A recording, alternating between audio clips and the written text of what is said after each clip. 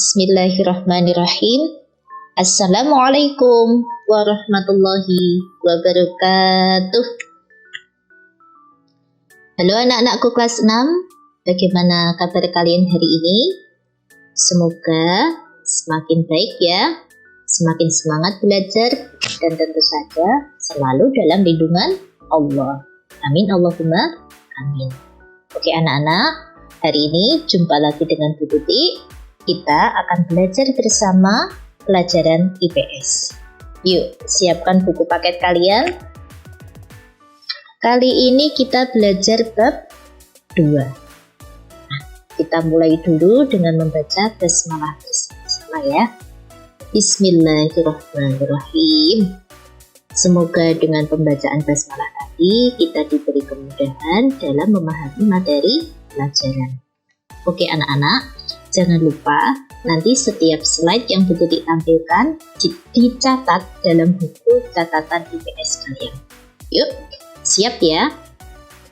Nah, anak-anak, di bab 2 ini kita akan bersama-sama mempelajari tentang perubahan sosial budaya dalam rangka modernisasi bangsa Indonesia.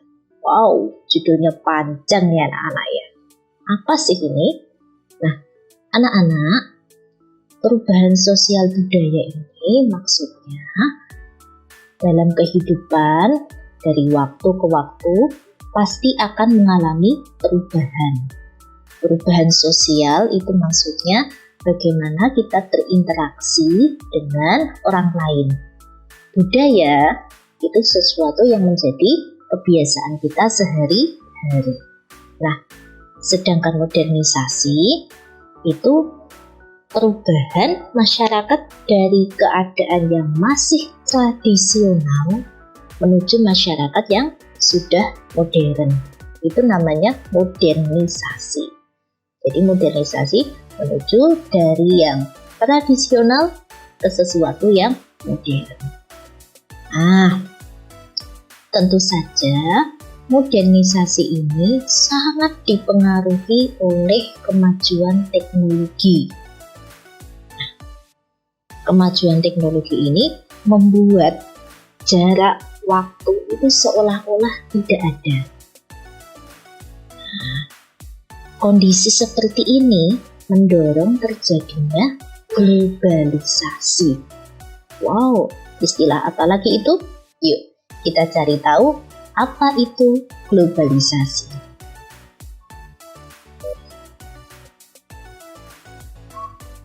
Oke anak-anak, kita mulai dari pengertian dulu apa itu globalisasi. Kalian perhatikan, globalisasi itu berasal dari kata global, artinya mendunia, meliputi seluruh dunia. Apa sih yang mendunia? Bisa apa saja? Banyak hal yang bisa mendunia. Mendunia itu dari satu tempat tetapi bisa dinikmati, bisa dilihat oleh orang-orang di seluruh dunia. Di sini dikatakan globalisasi dapat diartikan sebagai proses menyatunya dunia. Jadi seakan-akan itu tidak ada jarak, tidak ada jarak yang jauh, tidak ada waktu yang berbeda, seperti itu. Globalisasi juga dapat diartikan sebagai proses saling terhubungnya seseorang, sekelompok orang, atau suatu negara dengan negara lain di dunia. Jadi seakan-akan tidak ada sekat, ya, seperti itu.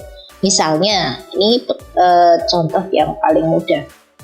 Misalnya si Tono ada di Jakarta, dia tinggal di Jakarta.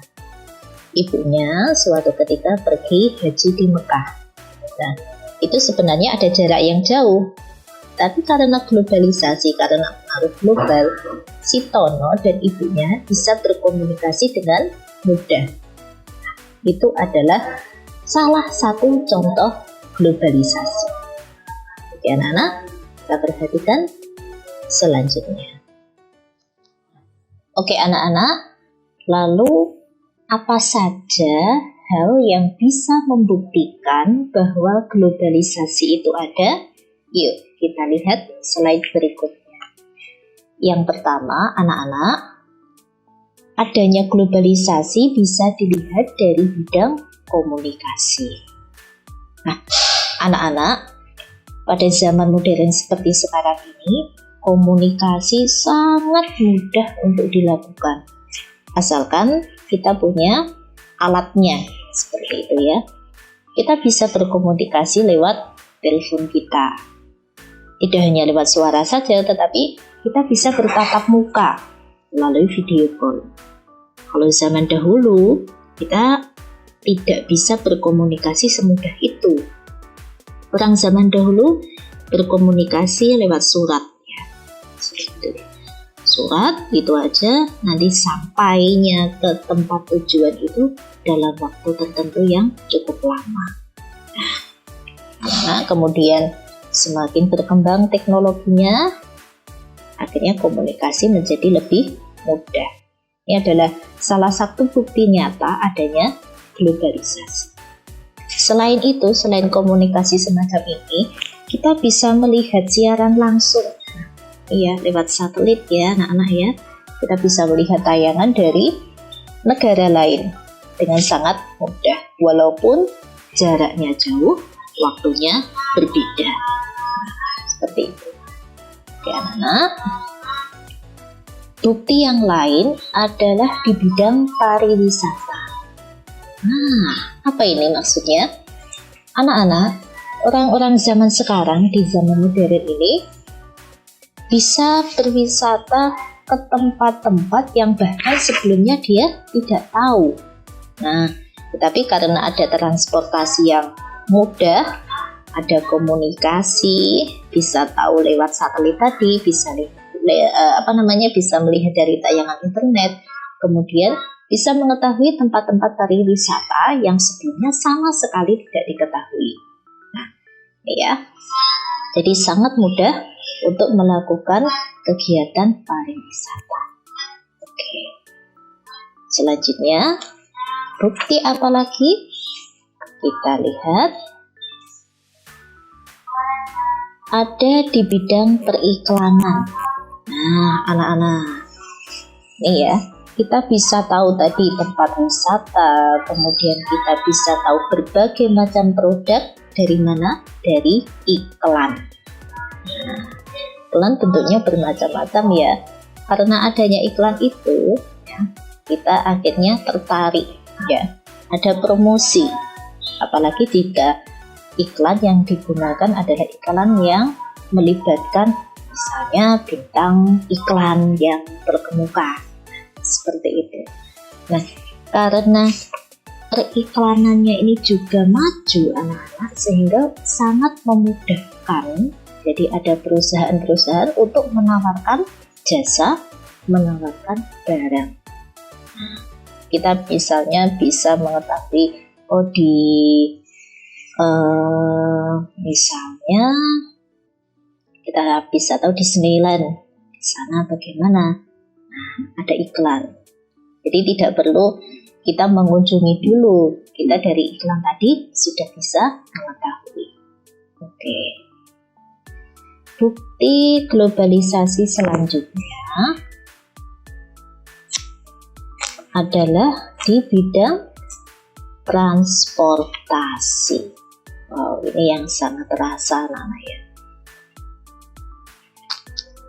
Di era globalisasi ini, perpindahan penduduk menjadi sangat mudah dilakukan.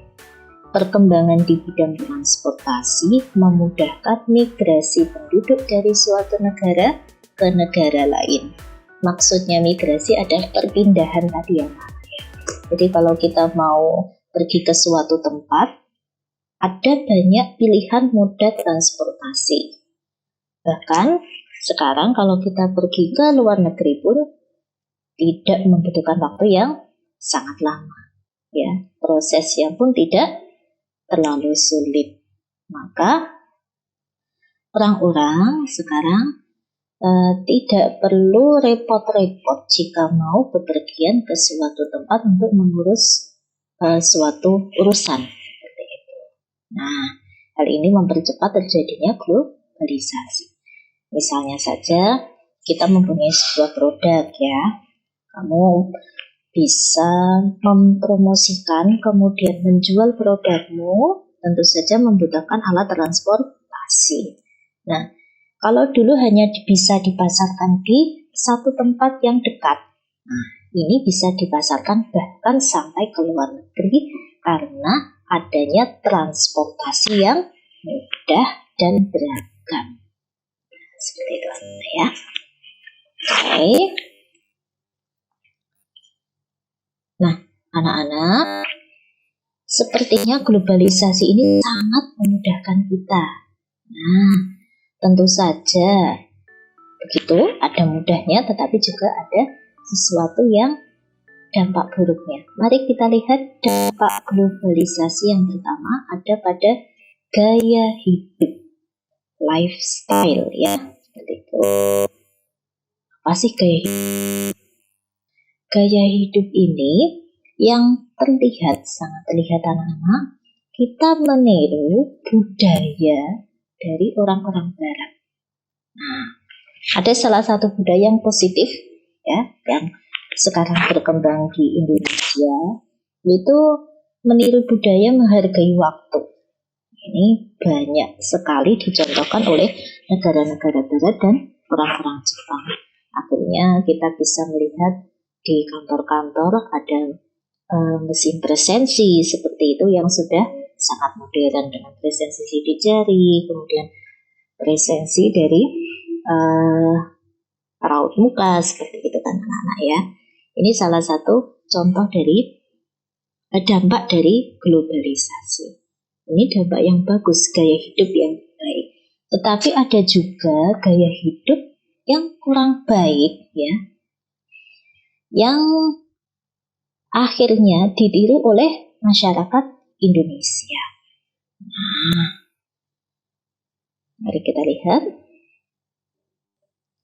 Oke, pengaruh negatifnya yaitu bergaya hidup mewah dan konsumtif atau boros karena adanya kemudahan dalam berbelanja. Nah, anak-anak sangat mudah ya sekarang kalau kita mau membeli sesuatu. Asal kita misalnya punya smartphone, kita punya kuota, kita punya aplikasinya, tanpa pergi kemanapun kita sudah bisa berbelanja ya lewat online. Nah, kita bisa scroll mana saja produk-produk yang kita inginkan. Nah, ini ternyata mempengaruhi gaya hidup. Ya. Jadi sebenarnya kadang-kadang ketika kita melihat, oh ini produk sepertinya bagus, akhirnya kita membeli. Padahal sebenarnya produk tersebut belum kita butuhkan. Kemudian mungkin juga seperti ini. Oh, dari smartphone kita melihat teman kita punya baju yang bagus, punya sepatu yang bagus. Nah, kita juga ingin seperti itu. Akhirnya kita mencari dan membeli juga. Ini lama-kelamaan nanti akan membawa kita pada gaya hidup yang mewah. Dan tentu saja gaya hidup yang ini, konsumtif atau boros. Jadi membeli barang-barang yang diinginkan tetapi sebenarnya belum atau tidak dibutuhkan. Ya anak-anak, apakah kalian juga mengalami hal seperti ini? Oke, silahkan introspeksi ya. Jangan sampai kita terpengaruh dampak globalisasi yang negatif. Oke. Dampak globalisasi yang selanjutnya, nah ini tanpa kita sadari anak-anak, simpel sekali ada pada selera makanan. Oh, kita lihat, kita saksikan ya di gambar. Siapa yang tahu ini? Ini makanan apa ini anak-anak? Ya. Ini kita sebut dengan bakmi Jowo ya. Oke, dan kalian lihat di sebelahnya, ini pasti sangat familiar ini bagi kalian, spaghetti ya anak-anak ya. Oke, nah globalisasi memicu perubahan selera makan. Makanan dari negara lain kadang-kadang kita anggap sebagai sesuatu yang lebih kekinian, sesuatu yang lebih modern, lebih keren gitu. Kamu pernah makan spaghetti enggak? Gimana rasanya? Padahal itu sama loh seperti bakmi Jawa ya. Jadi itu bakmi Jawanya ala luar negeri, mungkin seperti itu. Nah, pernah makan pizza? Jadi akhirnya juga ada misalnya daging macam itu ya. Nah, anak-anak itu perubahan selera makan. Jadi kita kadang-kadang menginginkan makanan-makanan tertentu yang sebenarnya di negara asalnya itu biasa-biasa saja. Tetapi karena asalnya dari luar negeri, kita jadi merasa keren. Merasa, wah, udah kekinian banget ini, kenal dengan makanan-makanan itu. Oke, selanjutnya dampak yang ketiga, ini pada pakaian. Nah, anak-anak, ternyata ini sangat berpengaruh dengan anak ya. Jadi pakaian tradisional, sebenarnya Indonesia kaya sekali dengan pakaian-pakaian tradisional. Tapi pada kesehariannya pakaian tradisional ini jarang digunakan. Ya, kita lebih suka memilih pakaian-pakaian yang modern seperti masyarakat Barat. Ini salah satunya disebabkan karena kepraktisan, ya, praktis, lebih nyaman seperti itu, atau bahkan juga ada yang beranggapan lebih keren. Nah, jadi misalnya menggunakan jas, berdasi, itu kan sebenarnya dari budaya Barat. Tentu saja ini boleh dilakukan, tetapi kita harus tetap menghargai hal-hal yang bersifat tradisional walaupun kita tidak menggunakannya.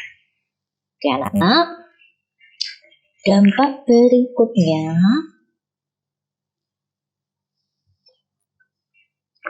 adalah di bidang komunikasi.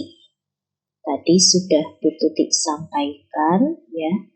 Ini kalian lihat, kalau zaman dahulu kita menggunakan surat, kalau zaman sekarang kita menggunakan surat elektronik atau email.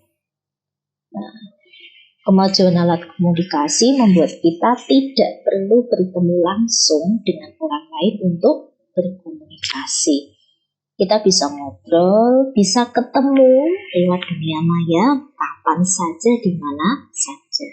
Kalau zaman dulu tidak bisa semudah itu. Oke. Dampak selanjutnya ya, ada di bidang transportasi. Oke, perhatikan. Nah, transportasi sekarang sangat beragam ya anak-anak ya.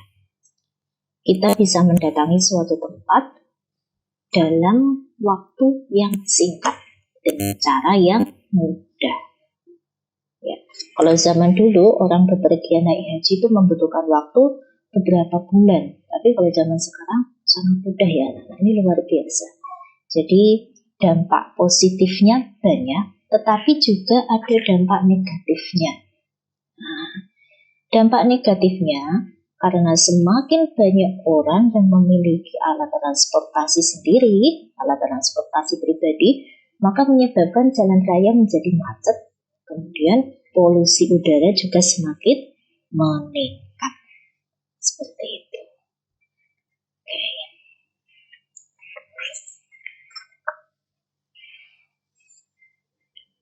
Anak-anak, selanjutnya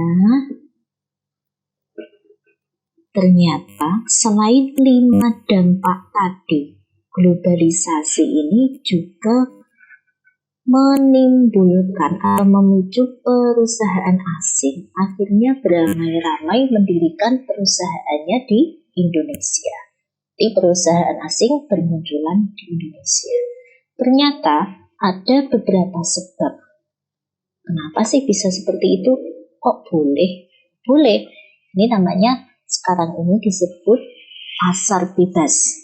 Jadi jika memenuhi syarat tertentu, maka perusahaan asing bisa mendirikan perusahaannya di Indonesia. Tentu saja nanti ada pembagian hasil, ada pemungutan pajak, seperti itu. Nah, kenapa bisa ada banyak di Indonesia?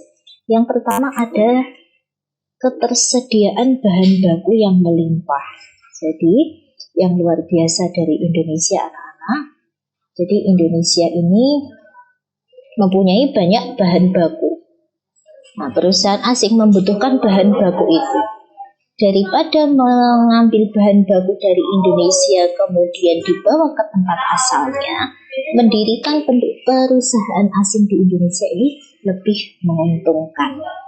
Jadi misalnya di Freeport, ya di sana ada tambang emas yang terbesar. Kemudian Indonesia juga punya banyak batu bara, seperti itu. Kita juga banyak perkebunan, punya banyak hasil kebun yang dibutuhkan oleh perusahaan-perusahaan asing untuk memproduksi barang-barangnya. Selanjutnya adalah konsumen yang besar. Jadi Indonesia ini mempunyai banyak penduduknya padat. Saking banyaknya penduduk ini dimanfaatkan, ya, dibaca peluangnya oleh perusahaan asing, ya, untuk menjual produk-produknya. Seperti itu.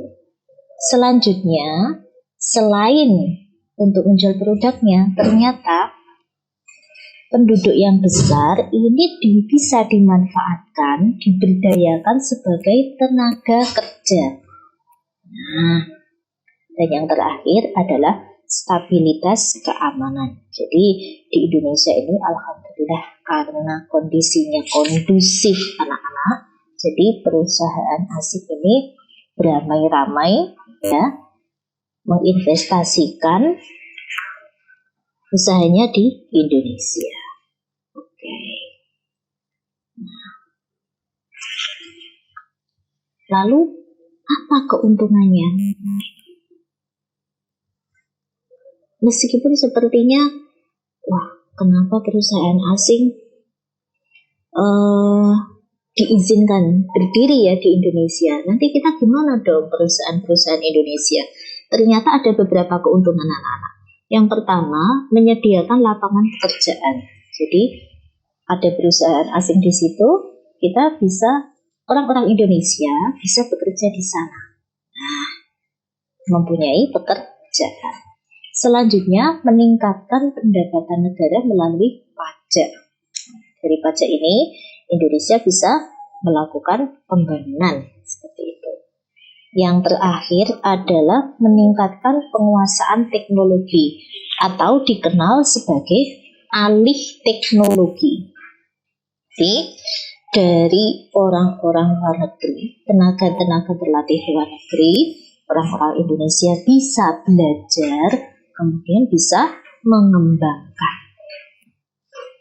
Itu keuntungan dari adanya perusahaan asing di Indonesia. Selain keuntungan, tentu saja ini ada beberapa kerugian. Nah, apa saja kerugiannya? Mari kita lihat. Yang pertama, pencemaran lingkungan.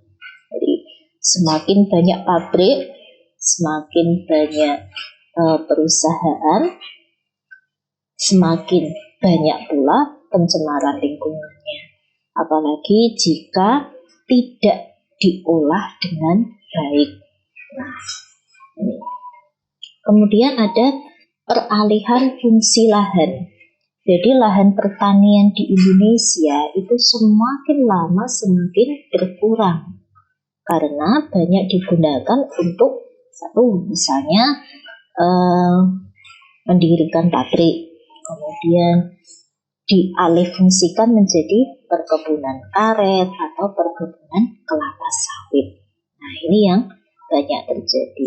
Tentu saja kalau tidak diimbangi dengan peremajaan lingkungan, nah ini bisa merusak lingkungan.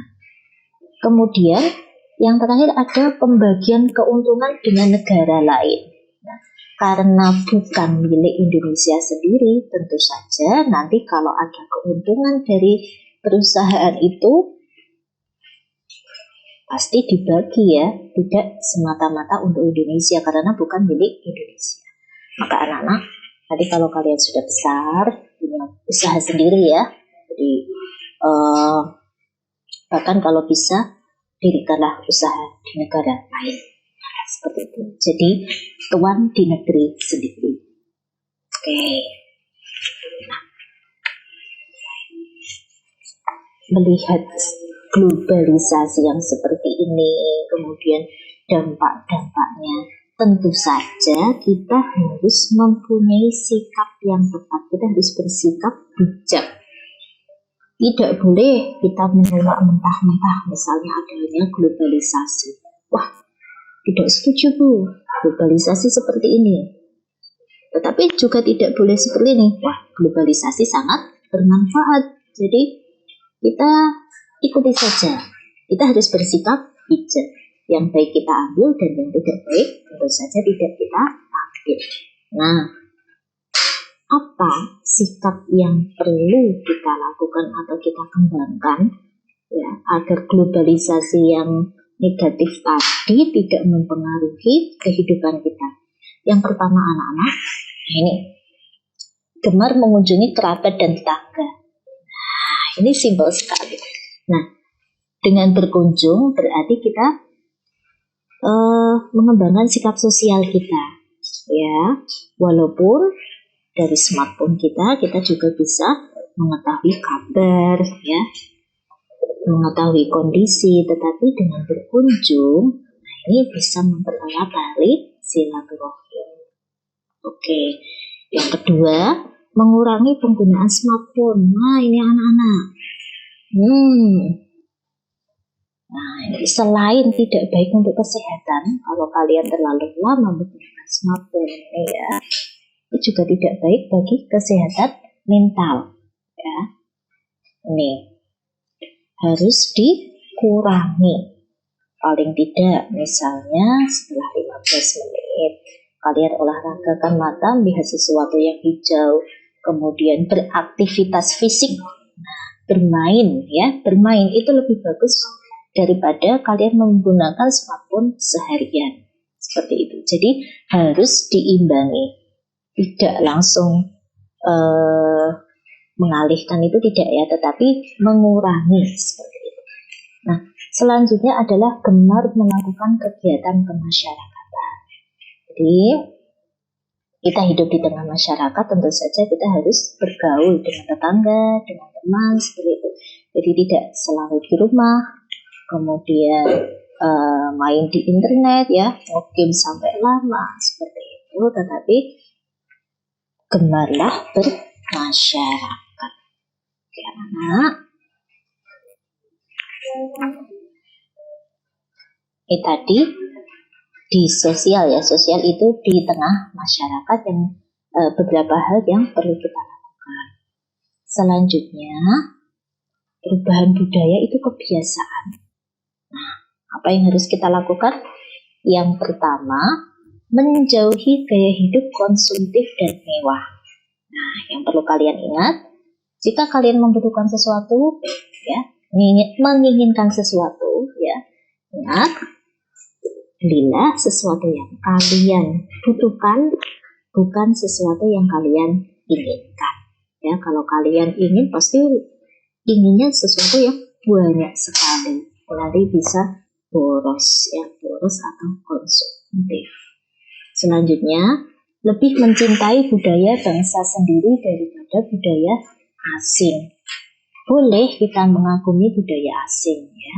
Tentu saja yang sesuai dengan budaya kita, budaya Indonesia. Seperti itu. Jadi tidak serta-merta meninggalkan atau bahkan menjelek-jelekan. Itu tidak baik, ya. Kita lebih mencintai budaya bangsa sendiri, lebih menghargai, ya. Budaya asing juga boleh kita pelajari, tetapi tidak mendominasi.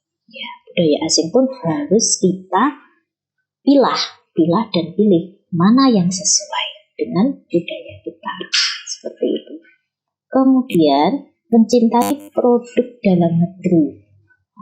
Ini ya, Walaupun sepertinya kadang-kadang tidak keren. Kita punya kaos bikinan luar negeri dengan kaos bikinan dalam negeri. Usahakan selalu mencintai produk dalam negeri. Jadi gunakanlah yang dibuat oleh anak bangsa sendiri ya anak-anak ya. Walaupun yang dari luar negeri sepertinya terlihat keren, terlihat kekinian. Yang terakhir adalah meniru budaya positif bangsa lain. Jadi budaya-budaya atau kebiasaan-kebiasaan yang positif saja. Kalau yang tidak positif, yang negatif, jangan ditiru. Nah, misalnya cara berpakaian, harus kita perhatikan betul ya anak-anak ya, makanya sesuai dengan bangsa kita. Oke. Nah, anak-anak, itu tadi serba-serbi seluk-beluk tentang globalisasi di bab 2 IPS kita kali ini. Nah, semoga kalian memahami apa yang Tutur sampaikan. Terima kasih banyak atas perhatian kalian. Jumpa lagi di pembelajaran berikutnya. Wassalamualaikum warahmatullahi wabarakatuh.